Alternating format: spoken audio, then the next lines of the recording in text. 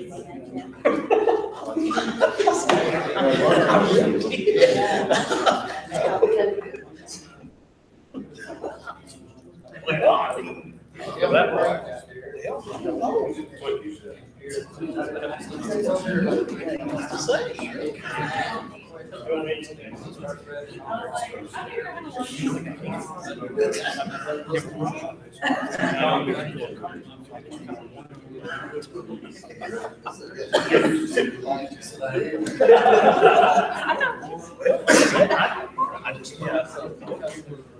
like to welcome everyone to Elizabethtown City Council work session for January 14th, 2019. And we'd like to start off by asking Councilman Tony Bishop to lead us in invocation.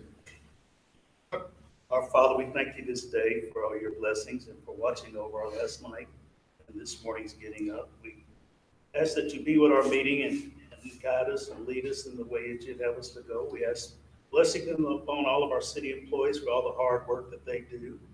Just continue to watch over them and their families. Again, be with this meeting and be with us as we go about your business. In your son's name we pray. Amen. Amen. If you would remain standing for the Pledge of Allegiance. I pledge allegiance to the flag of the United States of America and to the republic for which it stands, one nation, under God, indivisible, with liberty and justice for all. Okay.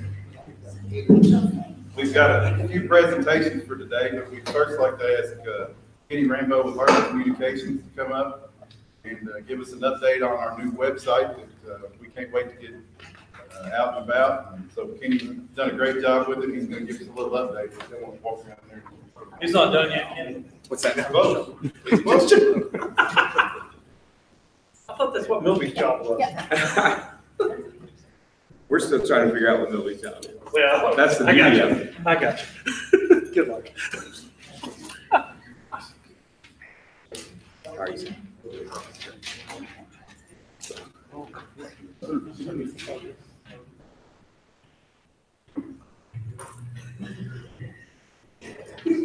Well, good evening, ladies and gentlemen. We appreciate the opportunity to visit with all of you today, Mayor and Council.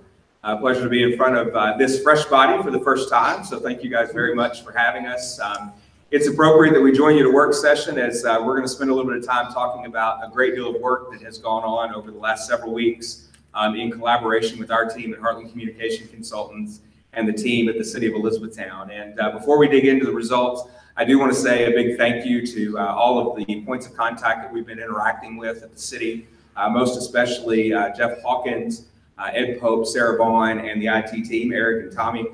We appreciate their assistance as we've navigated a number of things, but certainly we were at the door of a number of the department heads, quizzing them on what they needed out of the website, and they have all been good partners in this process. So the results that you see today are certainly the end result of a collaborative process.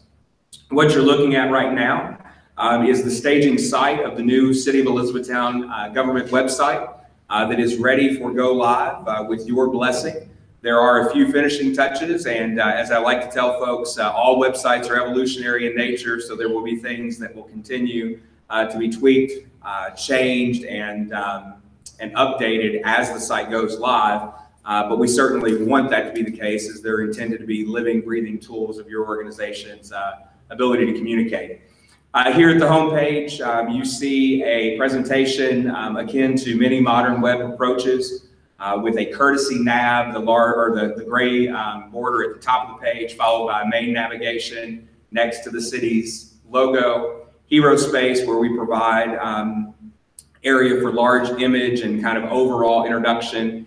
And then you'll notice that our approach has taken into consideration the way that web users use the internet these days by scrolling down pages instead of necessarily looking first for navigation items. So if Heather will begin to scroll down the page, you'll notice a couple of different sections that we start to invite people into. We know that there's 3 primary audiences that will come to the city's website on a regular basis looking for information.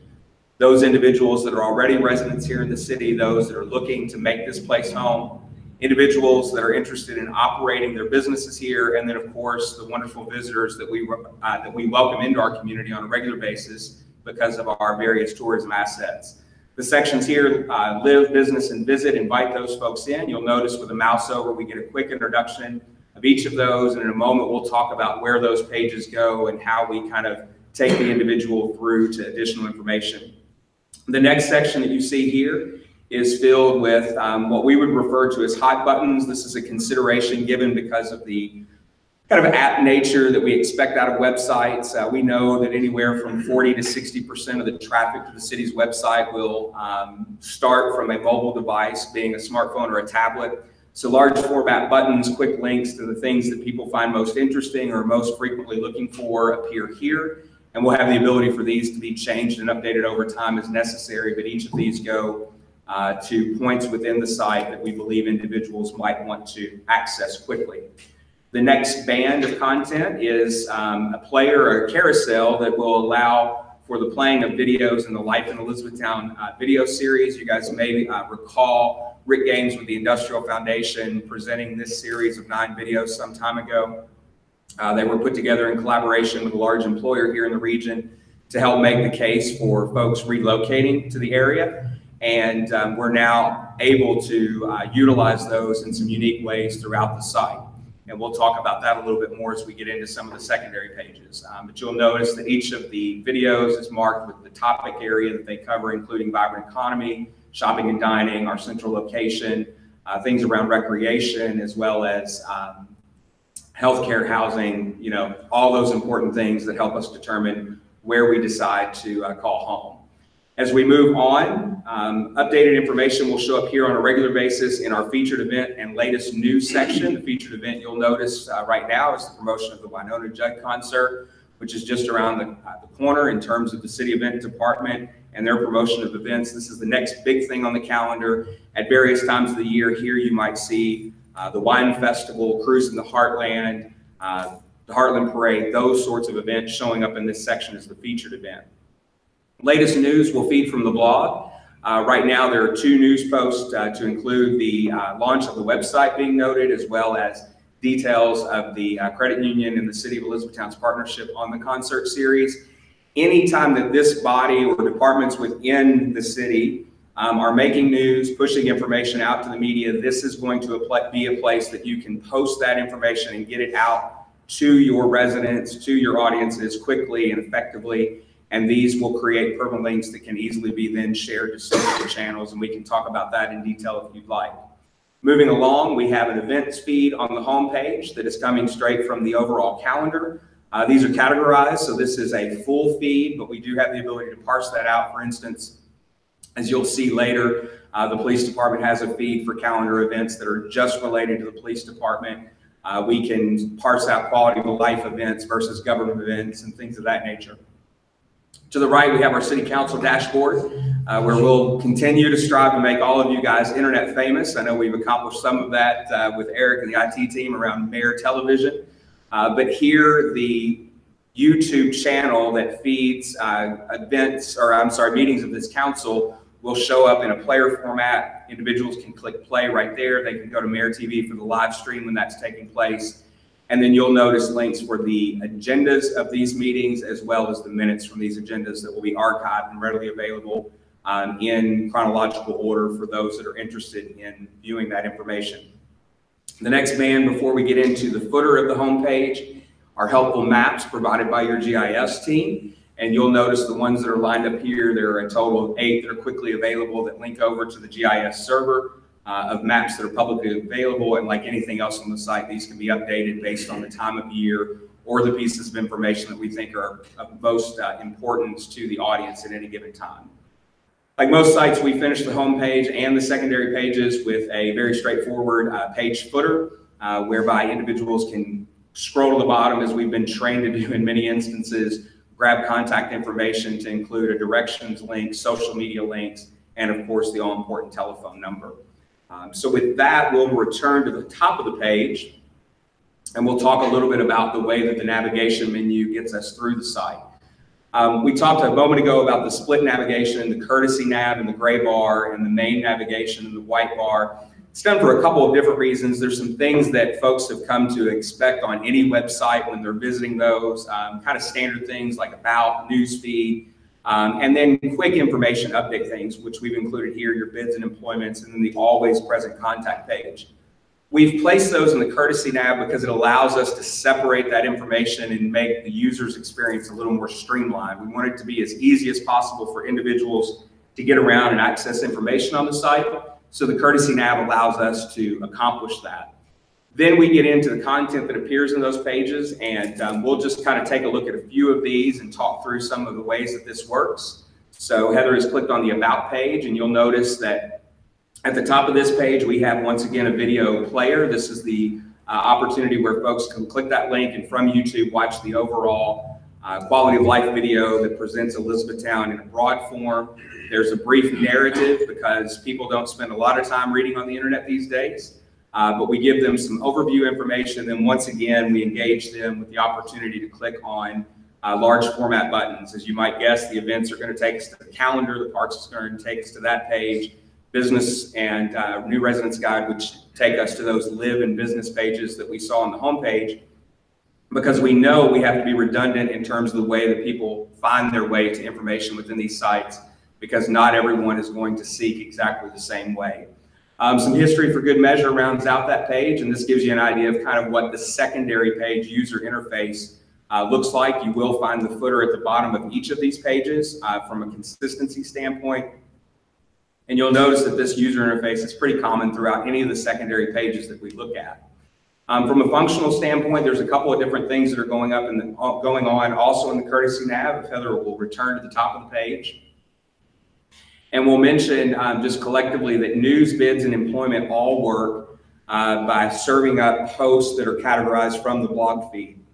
Now, what in the world does that mean? Well, we don't have the word blog on here anywhere, but we do utilize the function of that to provide up-to-date information that can be easily edited, added, and posted by members of your team at the city so that they can handle those maintenance items and get information out quickly. So for instance, in the news section, if Heather wants to click on that, if we were making an announcement following a council meeting that we were, say for instance, extending the amount of time that we're going to spend on limb pickup, then that information could be posted here. The title would appear, any narrative that we wanted to write up about that would appear, and that link would be shareable to any of your social medias to include Facebook, Twitter, etc. So that blog capability makes it very easy for us to manage spontaneous and immediate information through the function of your website. It really gives you the ability to treat it as a hub of communication when you're trying to get information out to residents. We do the same with the bids and employment. Bids are not listed right now. As my understanding is there are no active ones, but by posting information and categorizing it as a bid, that information can show up on a page fed, can be easily managed and maintained. And employment will work the same way with some additional lead-in information to include your all's fantastic human resources contact, Barb Jones. We follow that under the job opportunities. You'll notice seasonal staff for the sports park and wastewater operator. Those are blog posts categorized as employment, so they automatically appear here with just a click of a couple of check boxes when that's posted, again for the purpose of making it easy for your department heads and their team members to manage the sharing of information within the site. Finishing out the courtesy nav, we get to the contact page. And you will notice pretty standard approach here, some of the same information that it was included within the footer space. But in addition to that, we're going to have the ability to see all of the social media that's available from the site. We're working on finalizing the Twitter handle, but if we scroll on down the page, we have the ability to quickly fill out a contact form, submit that information, and move that into an inbox that would be monitored here by someone on the city staff.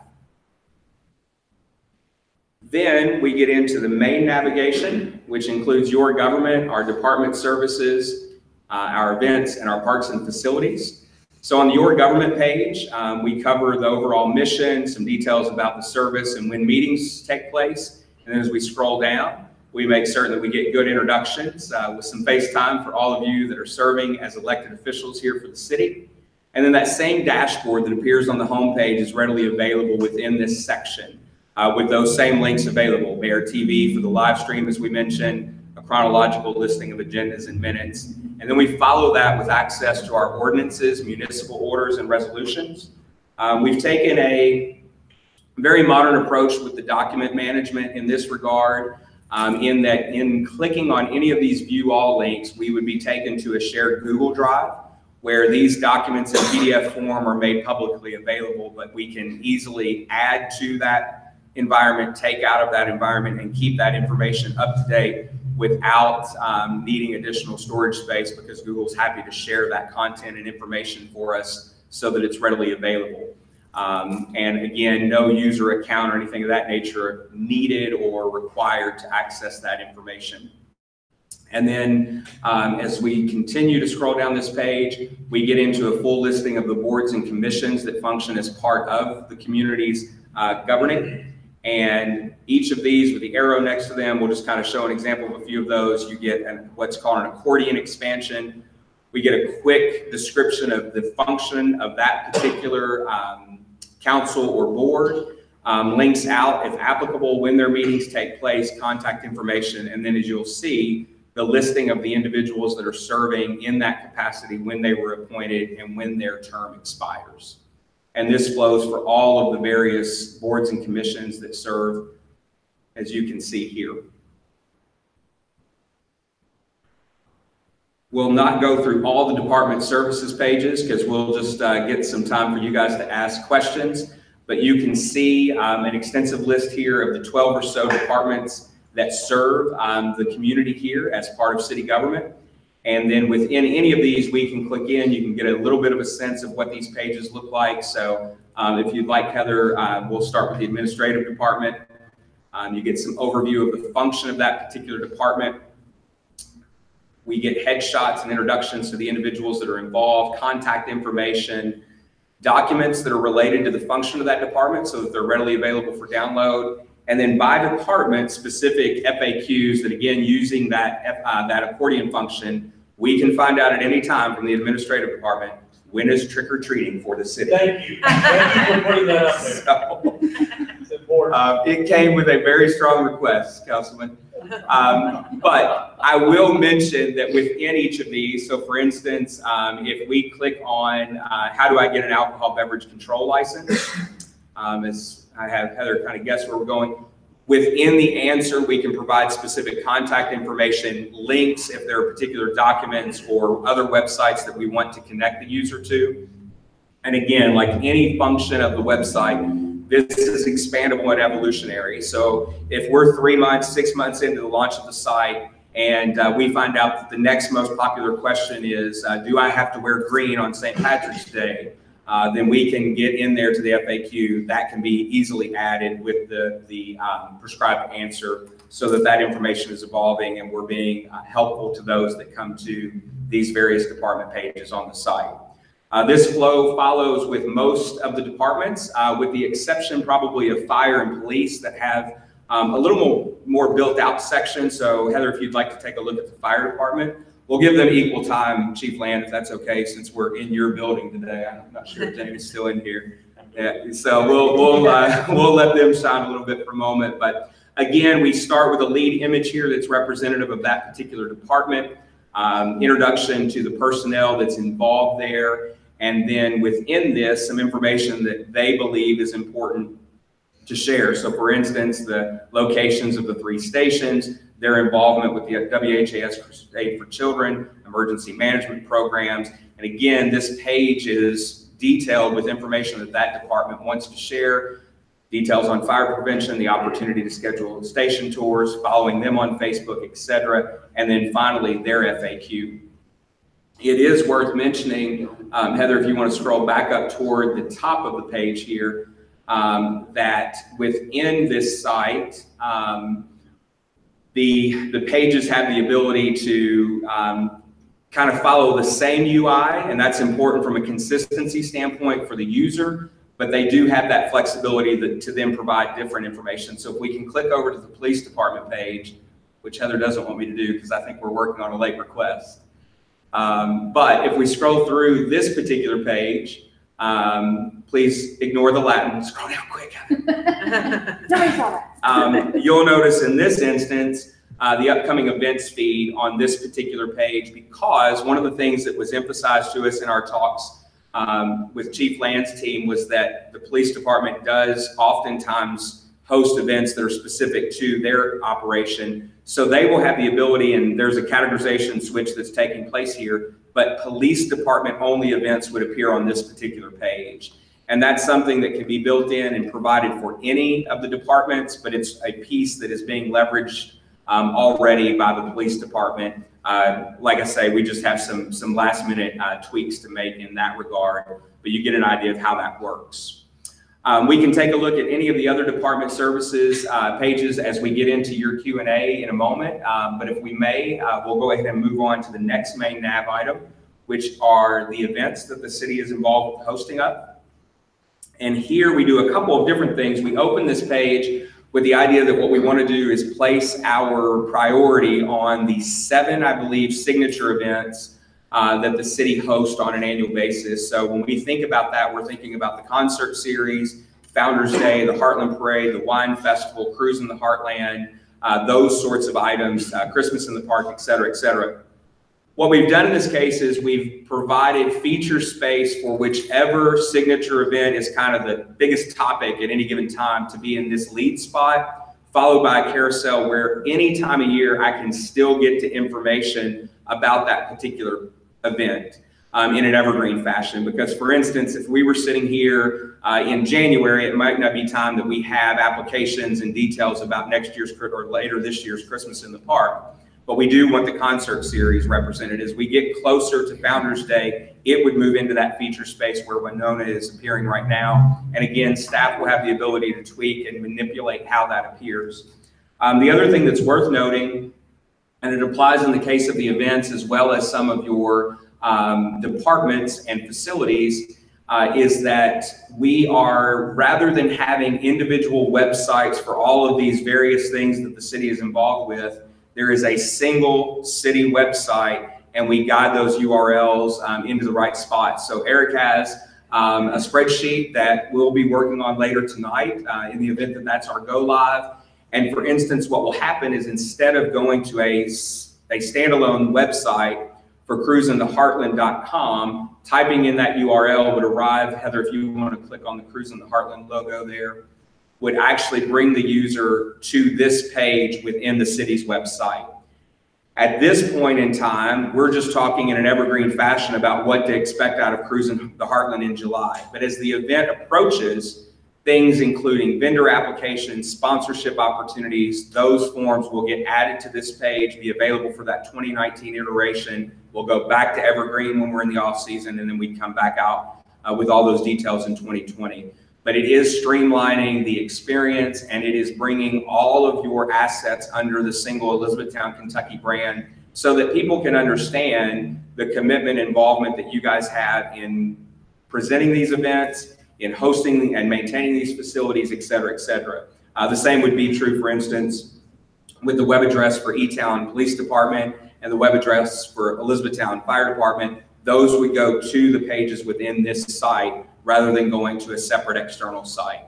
And that was something that we identified very early on with Jeff and others that we wanted to accomplish to kind of help streamline that experience and let folks know when the city is involved and responsible for events, departments, or facilities.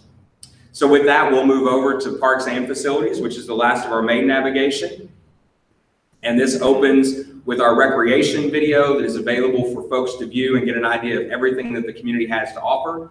Quick intro, and then we start to let folks know the wealth of great facilities that we have available here in the community that they might want to include as part of their recreational plans or their tourism plans. So you'll notice each of these tiles for the facilities that you guys manage, everything from the American Legion Park to the Historic State Theater to the Pritchard Community Center.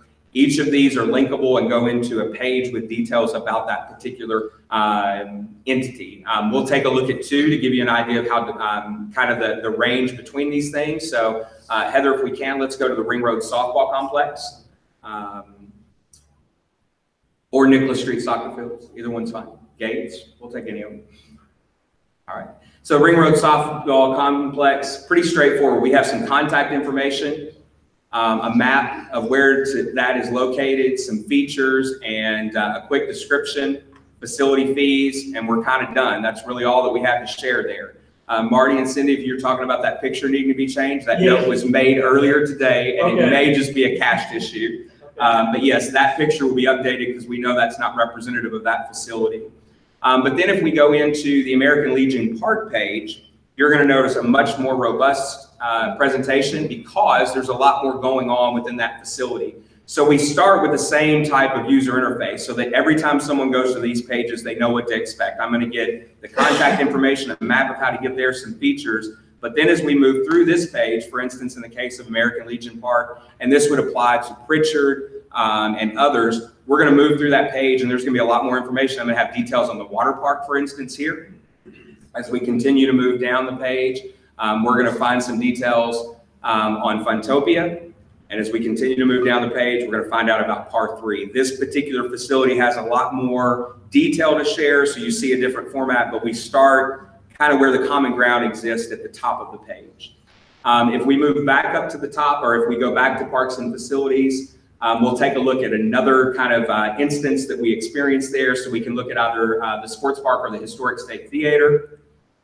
In this situation, these are facilities that certainly the city has a vested interest in, but ultimately there is another connection that we want to kind of move folks onto. So we share some of that initial introduction, and then we get them to the other folks that they might need to connect to. In this case, some of the youth leagues that participate at the sports park, the Facebook and the Twitter accounts for the entity, and then a link somewhere in there, also probably cached, to the Tourism Bureau's page regarding this.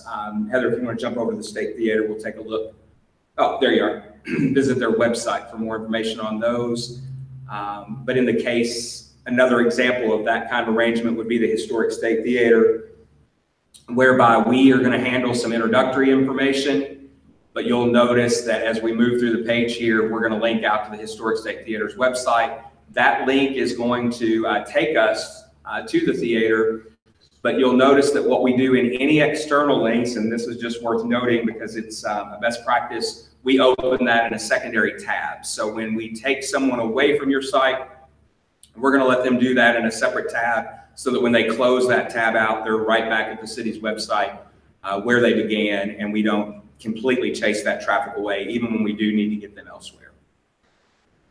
So with that, I think we've probably provided a fairly thorough overview, but I expect that you guys have some questions, which I'm happy to entertain, and we can certainly go to any specific pages that you guys would like to take a look.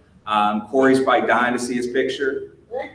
But with that, I will just say thank you guys. We are very thankful for the opportunity. And very proud to be involved in the launch of this site that represents the community that we do business in and day out. So thank you guys very much for the opportunity and for the collaboration.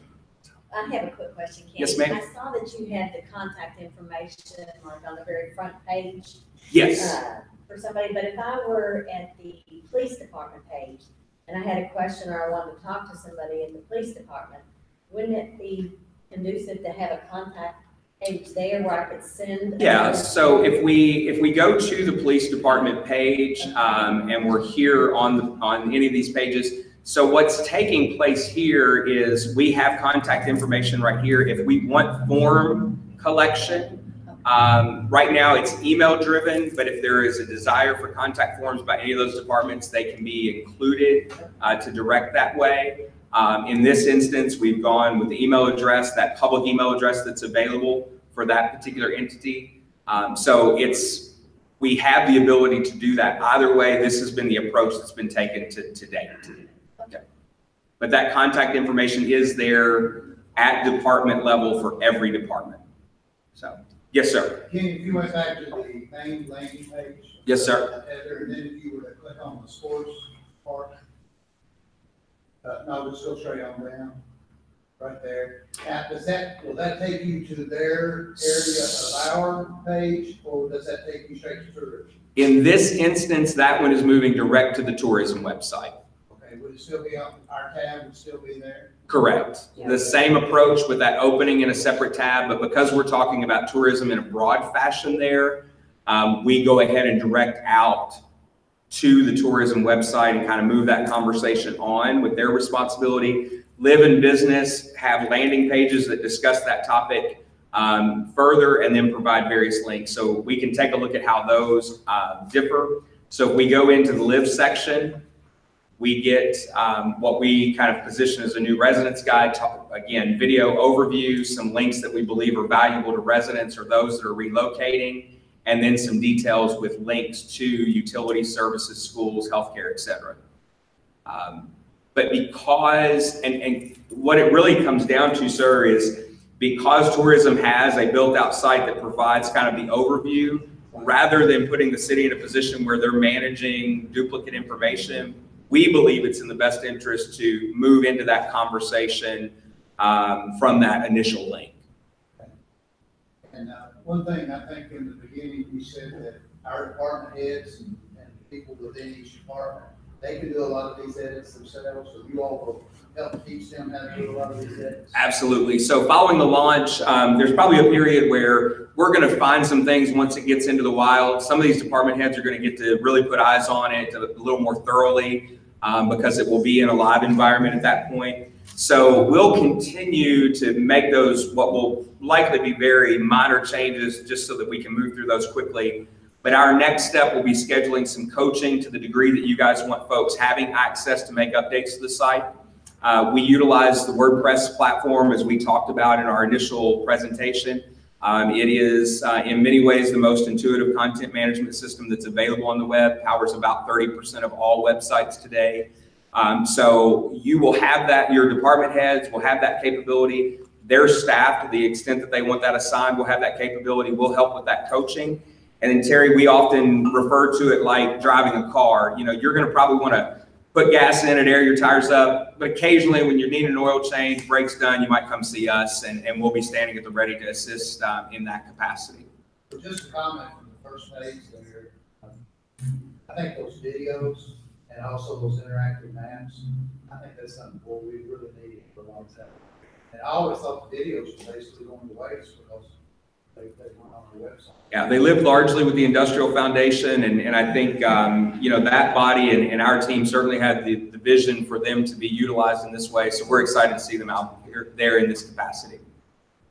You know, I'll say, Kenny, I like what I see you. Thank you, sir. I commend you all because I think this is what we were after.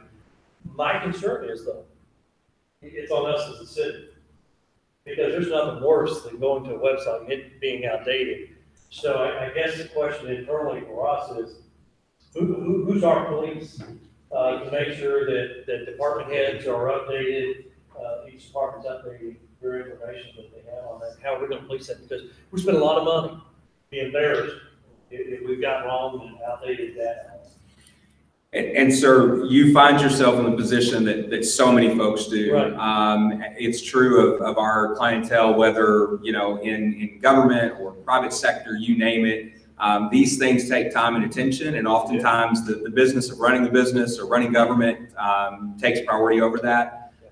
We do stand available to assist in that regard. We've had some preliminary conversations and would obviously be open to that dialogue in an extended business relationship. The capability is there. We will train folks, but then execution is the magic. And oftentimes organizations of your size find it beneficial to rely on third-party assistance in that regard, which is good because it means we get to keep showing up.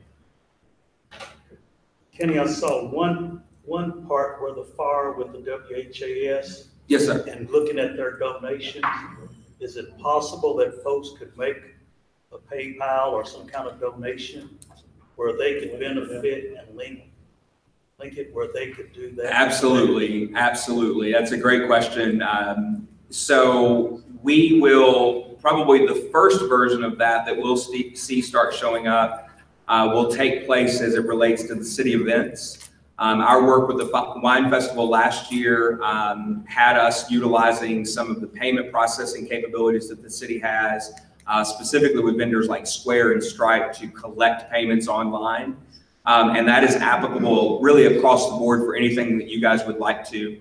What I would anticipate is that it will start with events, those vendor fees, those sorts of things, but it'll have the opportunity, if you guys would like, to expand to things like fire department donations. Certainly it's something that the Police Foundation can and will leverage.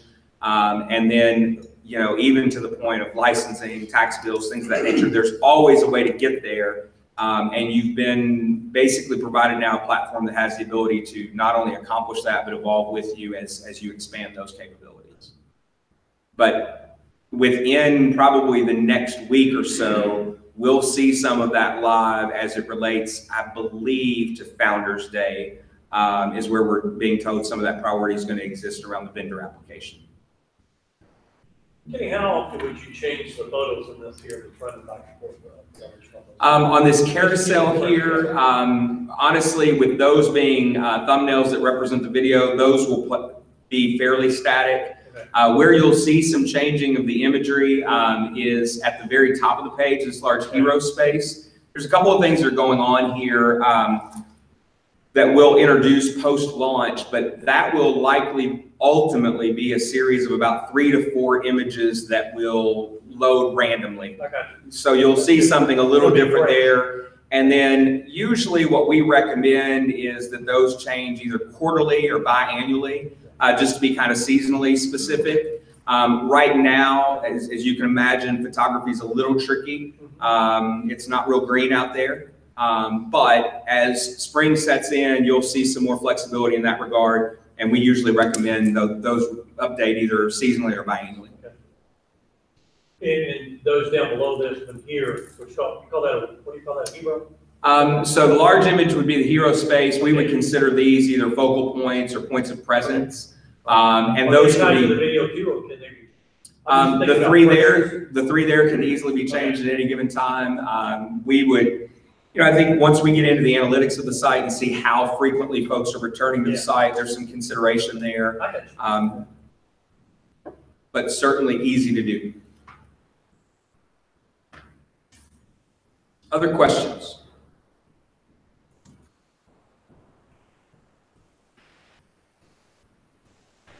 Well, I will answer one that we anticipated getting, and that is, when will it be live? And we're going to look to you guys a bit in that regard, but we are standing at the ready. In fact, Eric and I have talked a little bit with the notes that we've exchanged. There's just a little bit of work that has to go on under the hood to configure where things are pointed. And that is something that we're prepared to work on together this evening when Eric wraps with you guys here at the meeting. So if you guys are ready to turn this thing loose, knowing that there will be some things that will change as we go live, we are very excited to do so. And typically what would happen is after we do those changes on the configuration side, we're supposed to tell you it's going to take a period of about 72 hours to propagate. In reality, it's probably more realistically going to take place in about 12 hours. There will be no downtime as it relates to the websites that you guys are responsible for already. Basically, during that propagation period, what would happen is one user, depending on their internet service provider, might see the old site while another would see the new site. But after that 12 to 72 hour period, we should see all traffic making it to the new server where this would appear. And then, of course, any issues that we might uncover, because sometimes bugs find themselves once you flip the switch, we would be ready to address. But that would be our recommended approach, is to flip the switch later this evening and let it propagate overnight. There's a couple errors I caught on our fire inspectors. I think the names were incorrect and some of those other things. So if somebody from the city that has knowledge could go through there and prove all this, sure, it's easier for you to do it than when it goes live and have to, right? We want it to look the best. Yeah, absolutely, absolutely.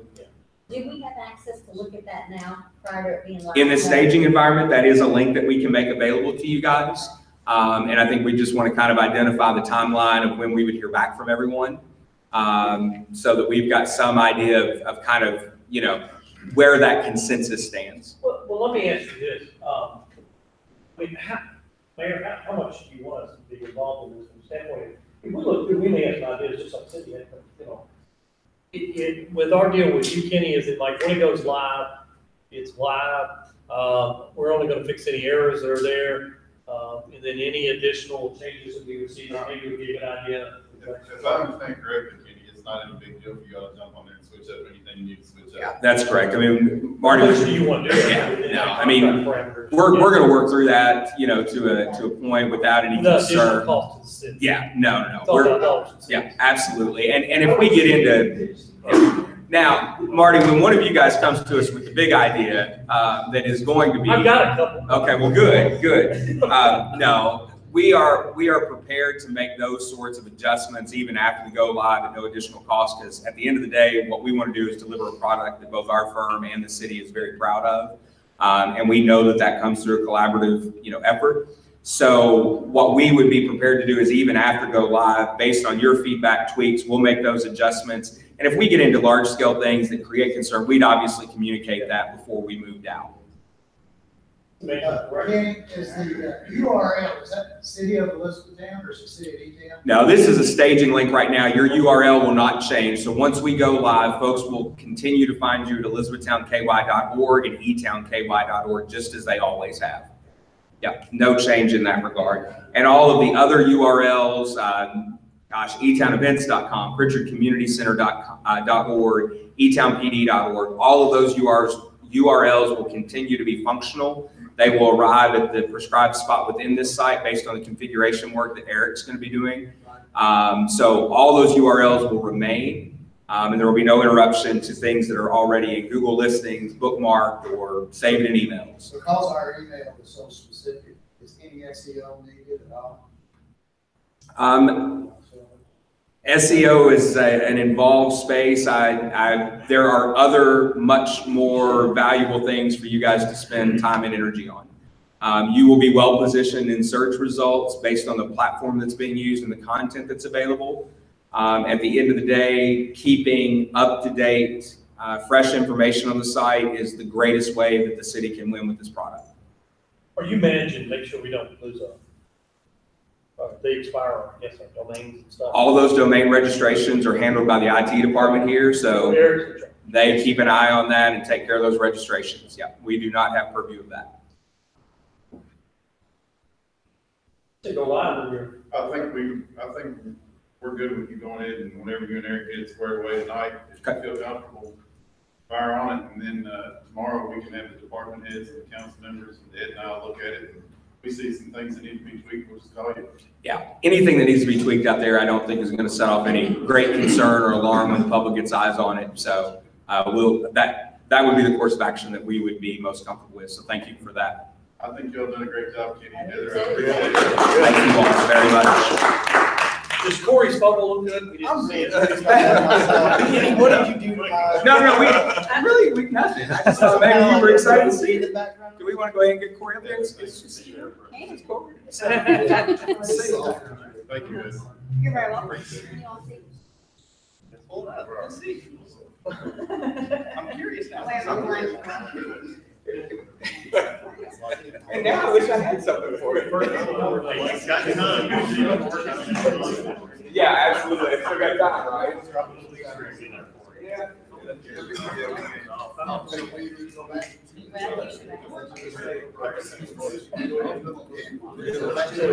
Hey, okay. Hold on first. Lisa's projector's on. We're gonna jump out of order a little bit on the agenda just because our next presenter needs to use the projector as well. So Robert, if you all come up. Robert Bush, our stormwater engineer, gonna give us an update on the Deeks Drive design and repair. Sorry we skipped you, Corey. We'll get you in a minute.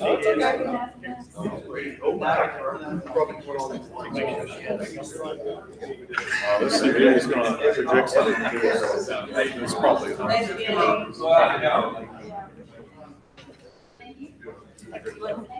you want me to hand these out? Here, I'll hand those out when you get, well, y'all are up.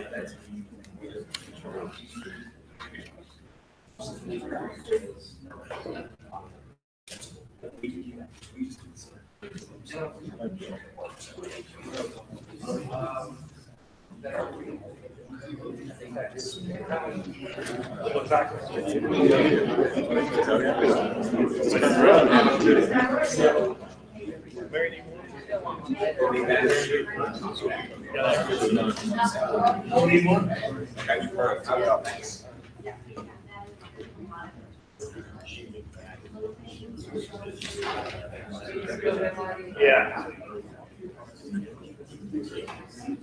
Okay, I thought it was good. Thank you. Slides, I need to go to those. Oh, okay.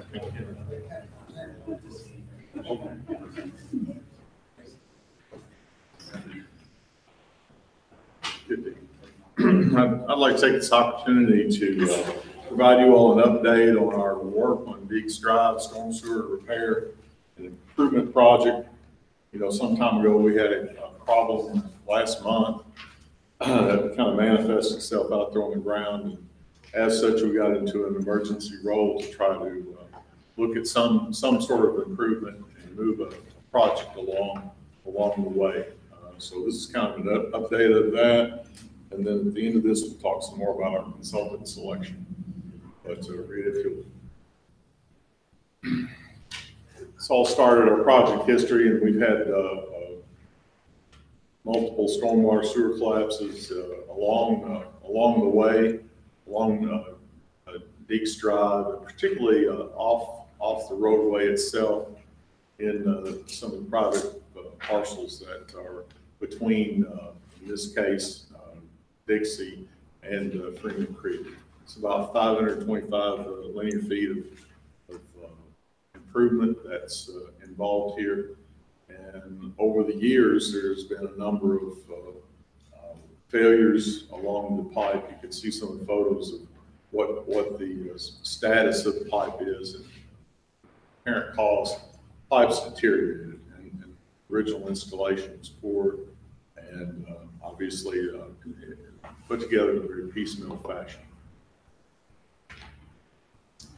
Next, this is what we're talking about that brought us to focus on it more intently. Last month, we had a fairly significant failure within Deeks Drive itself, within the street. You can see some photos there, but our crew responded to that location immediately and took men and equipment and opened it up and got to a point where we could see what indeed was the problem and made a point repair. But in this case, you can see at one location we had a culvert band, and if you understand the way corrugated metal concrete pipe is jointed, you know, two pipes abut to each other, and then another corrugated metal band is wrapped around that joint and tightened down. In this instance, one of the failure locations, one of those bands had failed, and it was allowing dirt material to get down into the structure, into the pipe, and then move on down to the waterway to Freeman Creek. The other location was a settlement, similar settlement, and we backfilled that one with again gravel and concrete. The larger failure, we installed some reinforcing steel in a flat pattern, and then poured concrete over the top of that stabilizer. Basically, provide a barrier between the street improvement that we're going to have to put back over the top of it, and this source of dirt siphoning away. So we feel pretty good about the repair we made, and I think the proof is it's been working well. Of course, time will tell. We just don't know when the next problem will surface out there and to what extent it will cause us a problem. So we've moved path forward.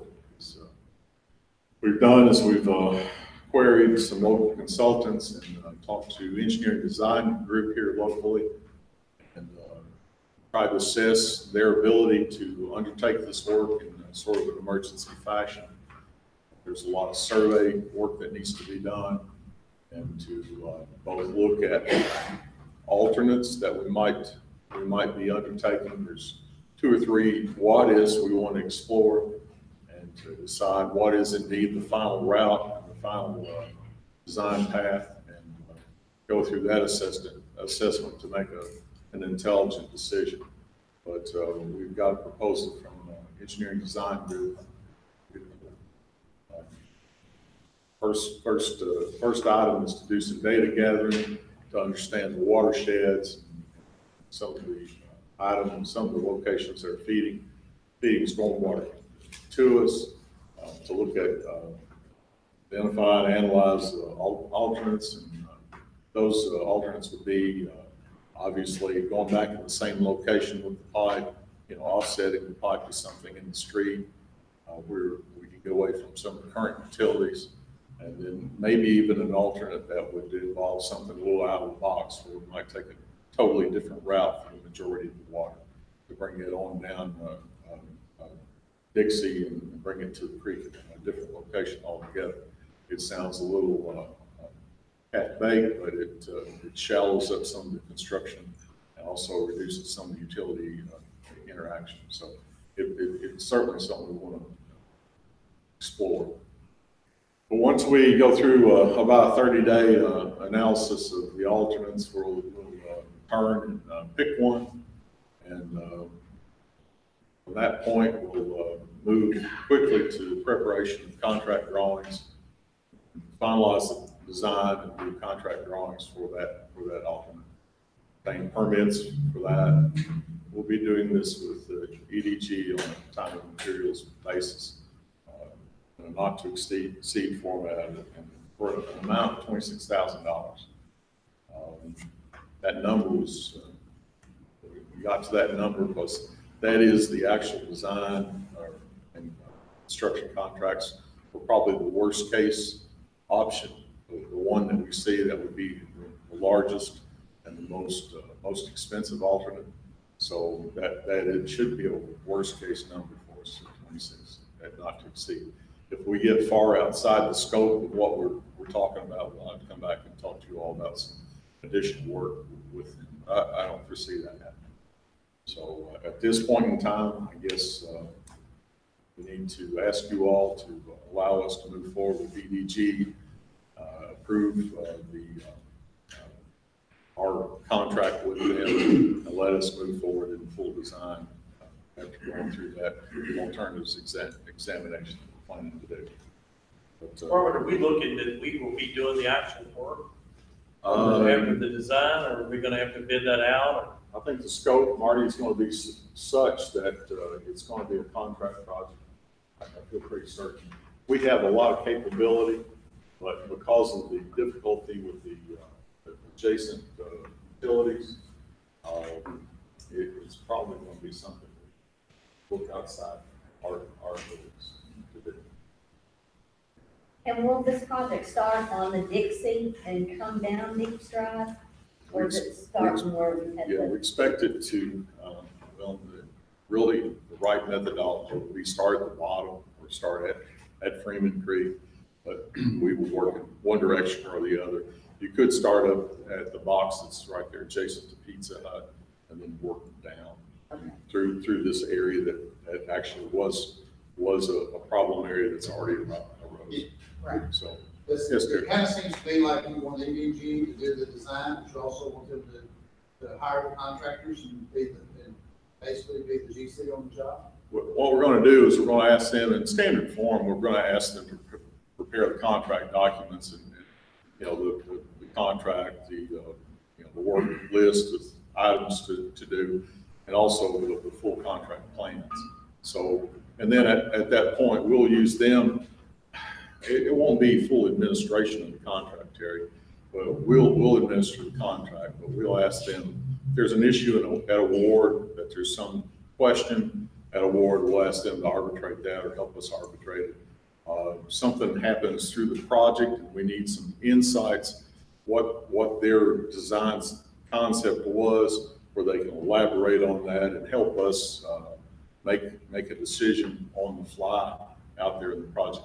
We'll rely on them. They'll be at arm's reach to us, and we'll be able to tap them and use their expertise, but I expect our staff to administer the contract.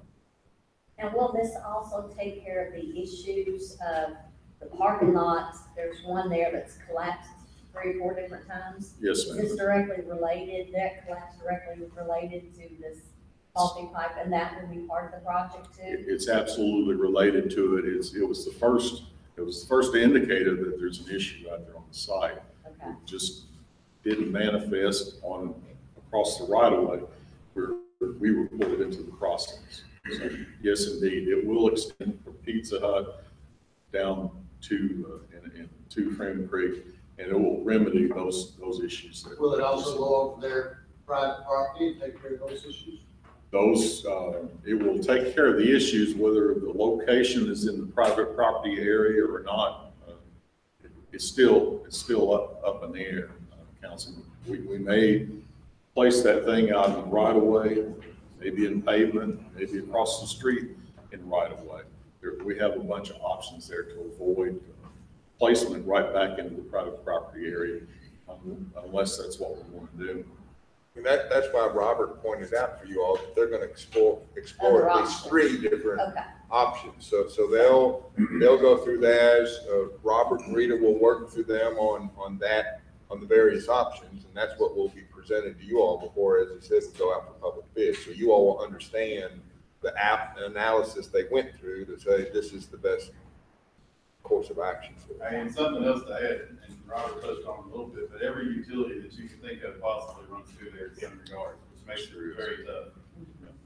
And they found that out early. They had water there, and they had electricity, phone, and gas, and everything else. So Our sanitary sewer yeah, particularly and there. sewer, it's all sitting right on top of that spot. So Right there. it involved lots of different companies. Yes, sir. Yes, sir. But that will be the next time you see me on this topic, will be to bring you back our recommendation and then move forward with that full contract document. So that would be the next time we present on this topic.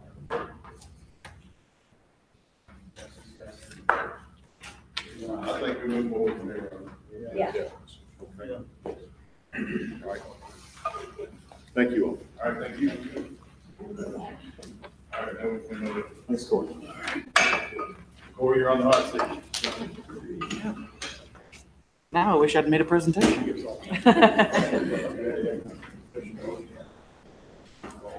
No, okay.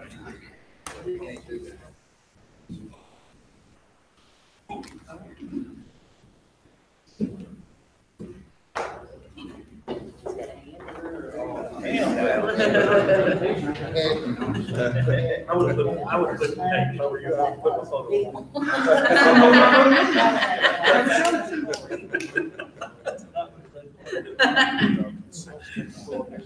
All right, well, I'll just hand out to you all the letter we received from the state.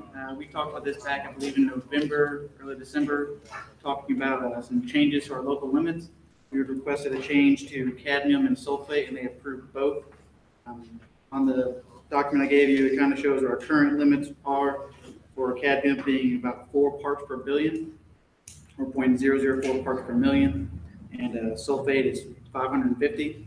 Those are moving up to 33 parts per billion and 2,000 respectively. They approved both those, so the next step would be to go to the official session and have you all approve it in ordinance. I mean, do you all have any questions on what was done through this process? We have a lot of real educated questions to ask you about. I can't wait to hear it.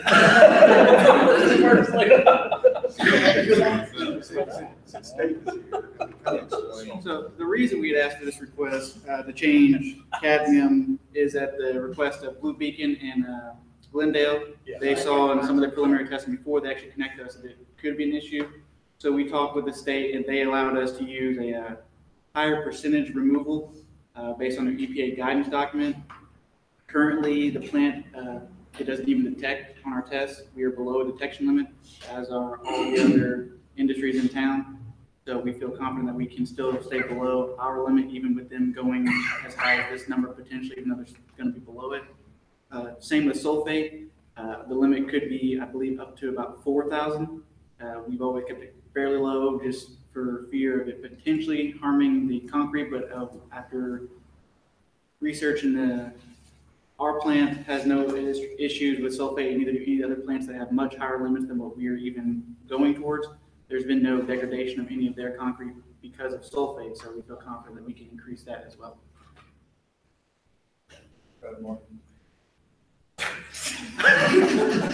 Yes, thank you, Mayor. So we plan to bring it probably to you next council meeting to actually first reading and onward to second. Just learn to say trust. We're glad we have smart guys. Yes. I'm glad y'all do trust me. Thank you. Thank you for it. And finally, my friend Don Hill wants to come up and talk about the brush pickup, I think. So, over and over. Over and over. Don, we can ask questions about that, so. You're welcome to ask any question. Mayor, council, excuse me, good evening. It's a pleasure to be up here today and to provide a progress report on the activities, specifically over the last 2 weeks, with the combined resources made available by the other departments in the city along with Public Works. And I'll just revisit the numbers that we had and then give you an update for the last 2 weeks. And as of December 30th in 2018, again, we had 757 loads using 4,779 man hours and processed 13,265 cubic yards of debris. Over the last 2 weeks, I'll give you a total number. There was 1,328 loads picked up. 1,328 loads, and that's a total of 2,085 loads since November 15th. That is, on the average, about equal to what 6 months would be if you look at the annual report. So a tremendous amount of work has occurred. Their cooperation with the people that we're working with is just outstanding. Again, I think the departments have been involved.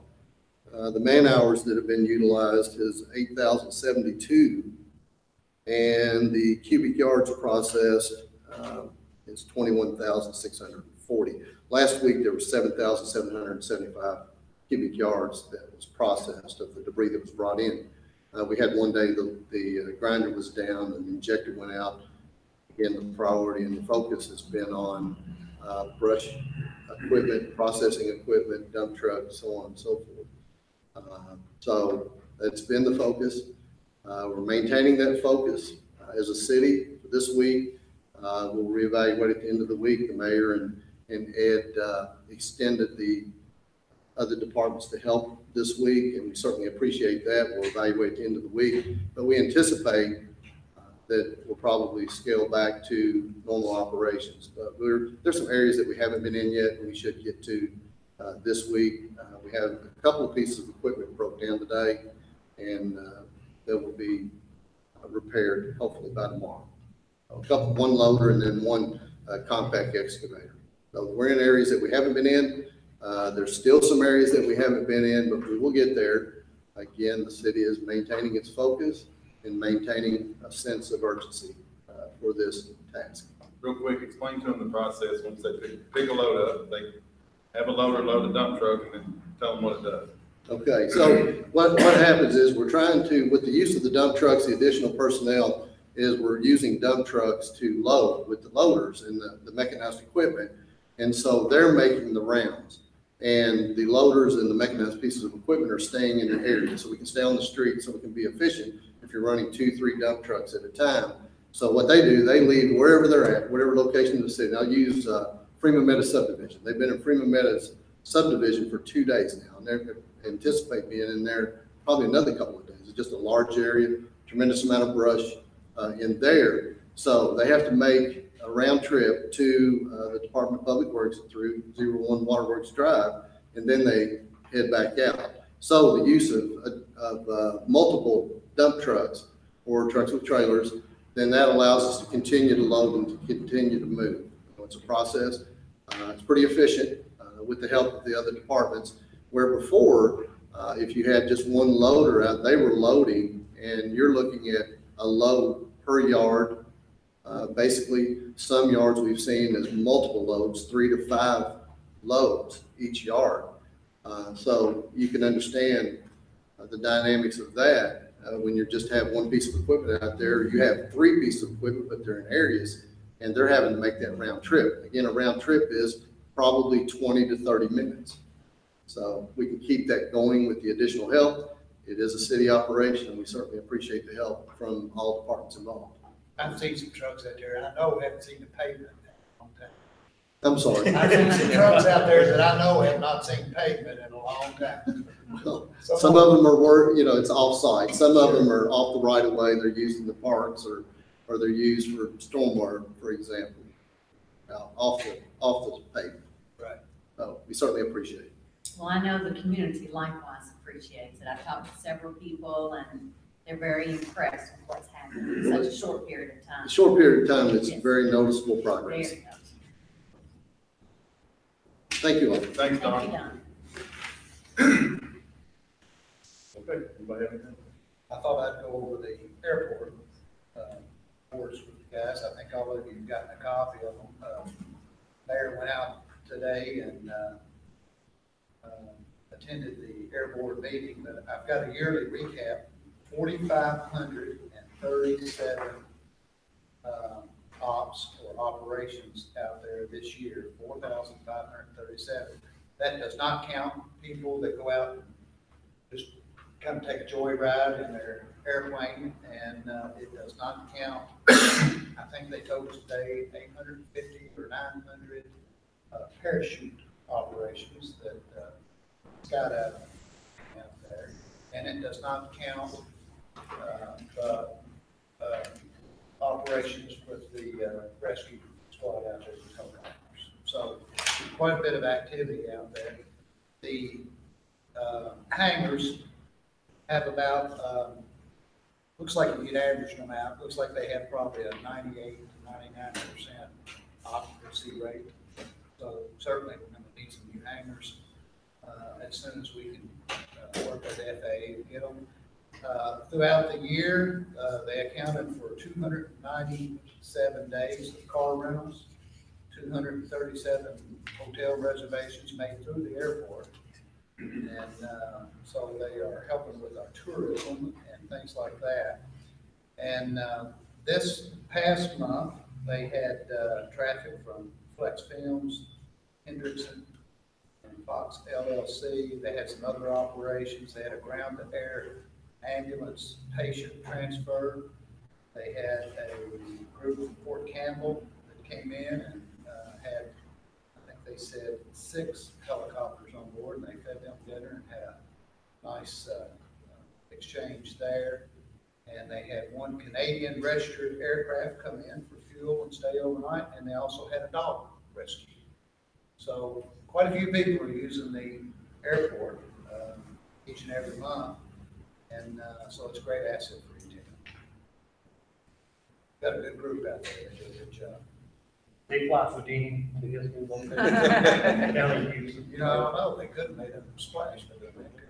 You know, the U.S. Army Cadet Command is planning to host the Golden Knights Tandem Camp on Friday, which is Friday, June 21st, which is a parachute camp. So all you guys that want to parachute Jamie Land, you'd be a good candidate. Dave better go be good. Keep that in mind, mark your calendar, June 21st. Marty's gonna do it. Anybody else? Matt? Okay, yeah, sure appreciate everybody coming and Thank you. presenting.